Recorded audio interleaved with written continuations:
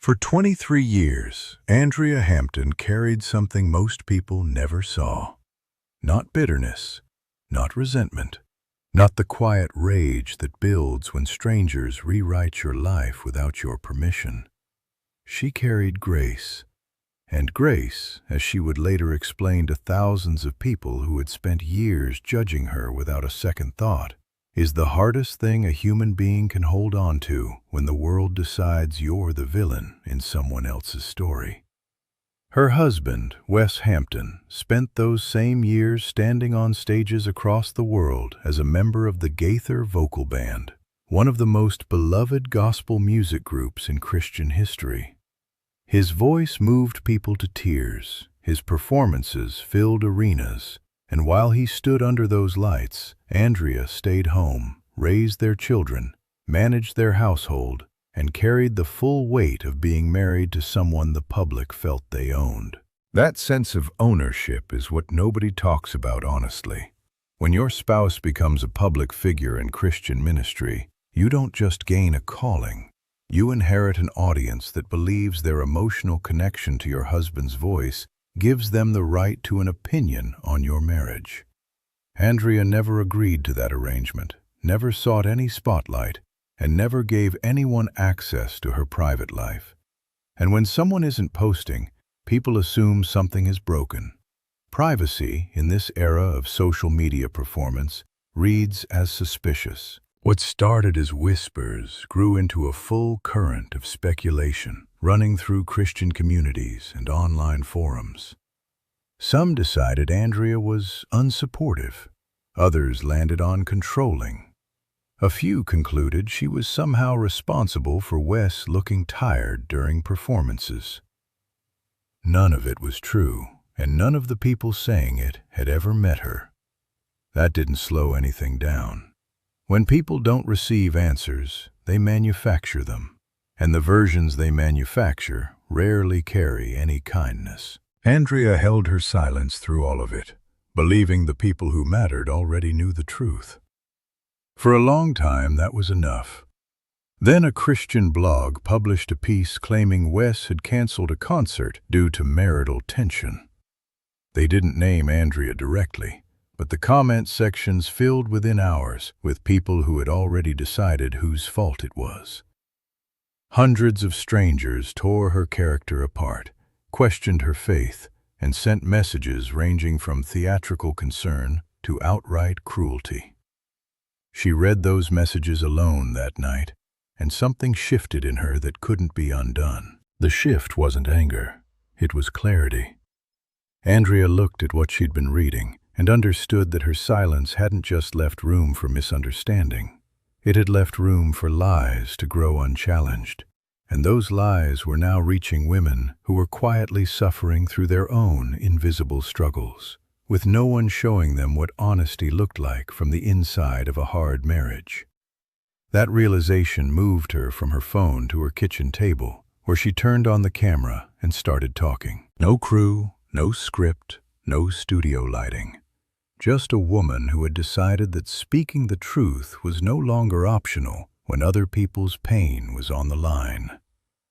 She acknowledged everything, the silence, the difficult seasons, all of it. But what stopped people mid-scroll was that she talked without shame and without the kind of polished Christian language that sounds faithful while revealing nothing. She described years when she and Wes had functioned more like roommates than partners.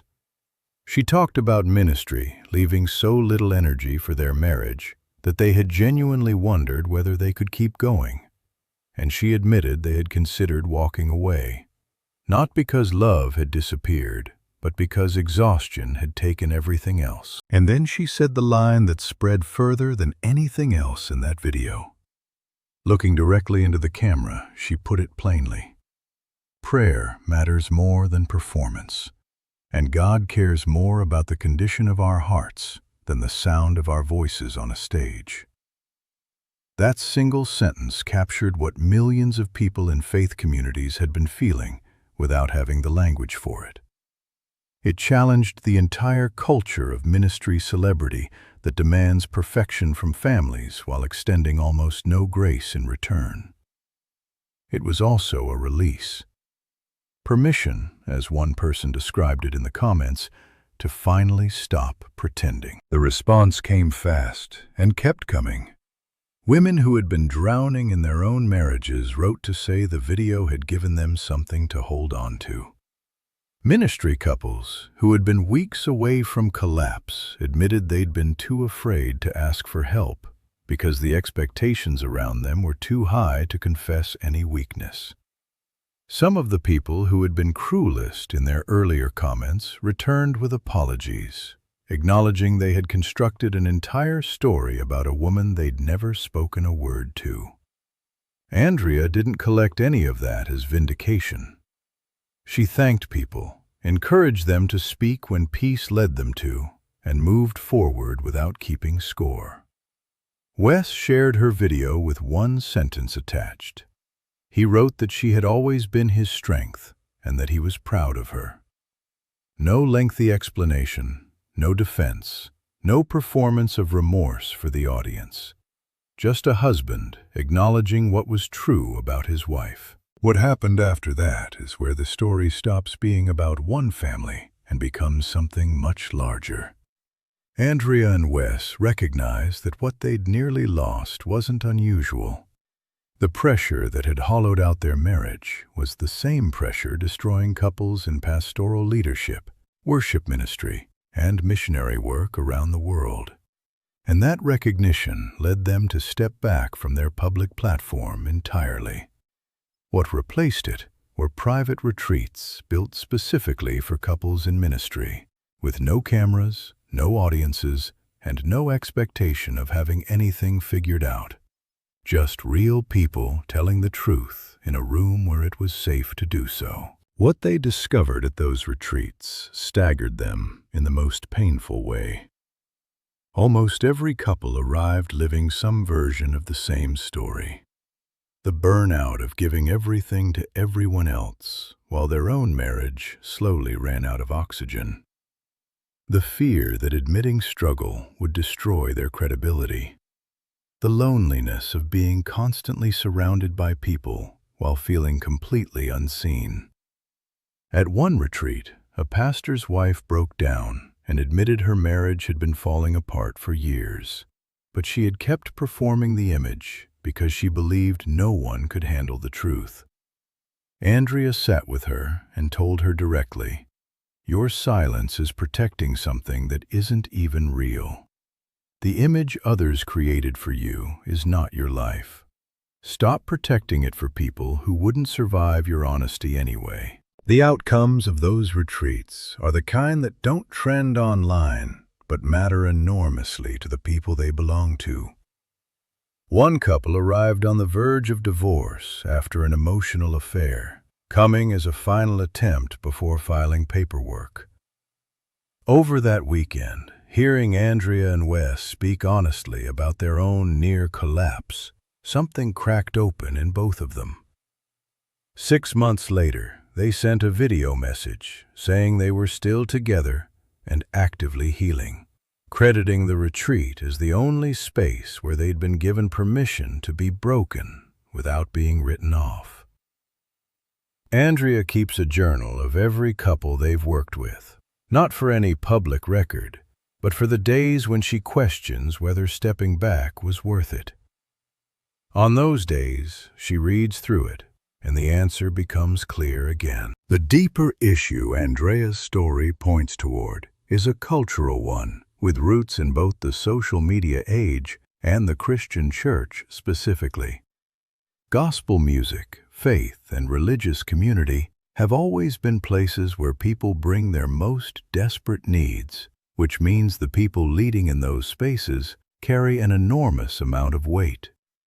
But the demand for constant public performance, for lives that function as testimony rather than honest participation in faith, has produced a crisis that numbers bear out plainly. Burnout among pastors has reached levels that would alarm any organization. Ministry marriages end at rates matching or exceeding the broader population. And the silence around all of it persists because the culture still punishes honesty and rewards the performance of wholeness. Andrea didn't build a platform to address that.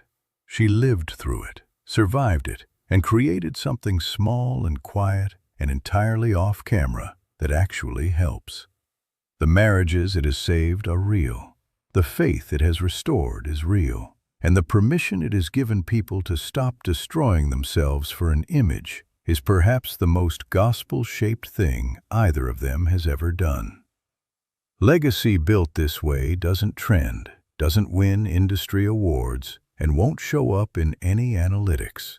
But it ripples outward from every couple that recovers, carrying into congregations and communities something that charts can't measure. If you've ever been judged for choosing not to explain yourself, for holding your privacy like it was worth protecting, for carrying your struggles quietly instead of broadcasting them for someone else's approval, this story belonged to you.